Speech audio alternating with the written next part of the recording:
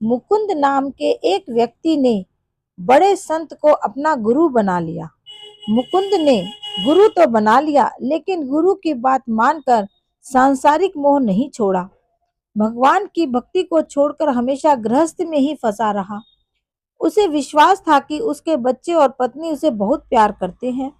वे शायद उसके बिना इस संसार में जीवित नहीं रह पाएंगे। जब कभी संत मुकुंद को अपने आश्रम में बुलाते तो वह यही कहता कि महाराज, मैं अपने पुत्र और पत्नी को अकेला छोड़कर कैसे आऊं? वे मेरे बिना अकेले नहीं रह सकते। मेरे अलावा उनका इस संसार में कोई नहीं है। मेरे बिना उनका पालन पोषण कौन करेगा? एक दिन संत ने मुकुंद से कहा कि यह तुम्हारा वहम है कि तुम्हारी पत्नी और पुत्र तुम्हारे बिना जीवित नहीं रह सकते। तुम्हें यदि मेरी बात पर विश्वास नहीं है तो परीक्षा करके देख लो। मुकुंद ने संत की बात मान ली और परीक्षा लेने के लिए तैयार हो गया। संत ने उसे प्राणायाम द्वारा सांस रोकना सिखा दिया। मुकुंद एक दिन अपने परिवार के साथ नदी में स्नान करने गया। उसने नदी में डुबकी लगाकर अपना श्वास रोक लिया। अंदर ही अंदर जंगल से कोई होकर वह संत के आश्रम में पहुंच गया। मुकुंद जब बहुत देर तक नदी से बाहर नहीं आया तो उसके परिवार वालों को उसकी चिंता हुई। उन्होंने नदी के अंदर उसे बहुत खोजा, किंतु मुकुंद का कहीं पता न चला। अंत में मुकुंद के परिवार वालों को विश्वास हो गया कि वह निश्चित रूप से नदी में बह गया है।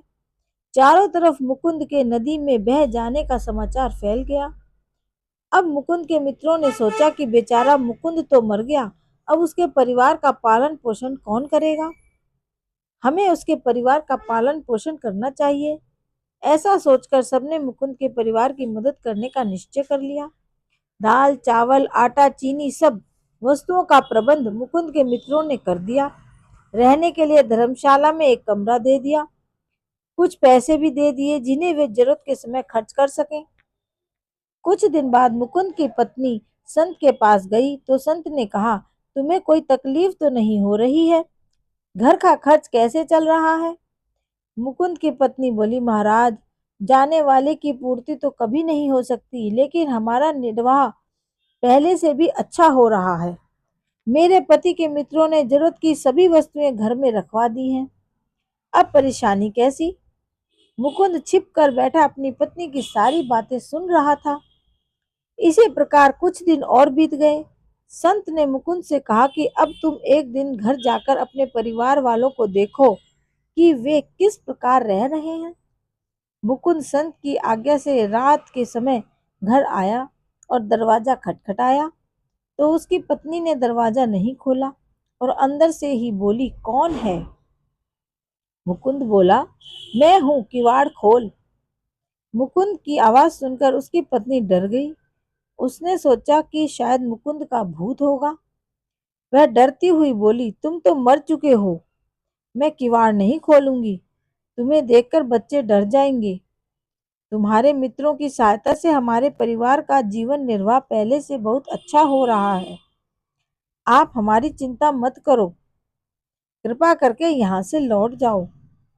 हमें सबसे बड़ा दुख तो यही है कि तुम वापस आ गए हो। तुम्हारे जाने के बाद हमें कोई दुख नहीं है। हमारे ऊपर मेहरबानी करके दोबारा हमारी जिंदगी में कभी मत आना। पत्नी की बातें सुनकर मुकुंद का वहम मिट गया। वह निराश होकर संत के आश्रम में लौट गया। इसके बाद मुकुंद ने सांसारिक मोह को त्याग दिया।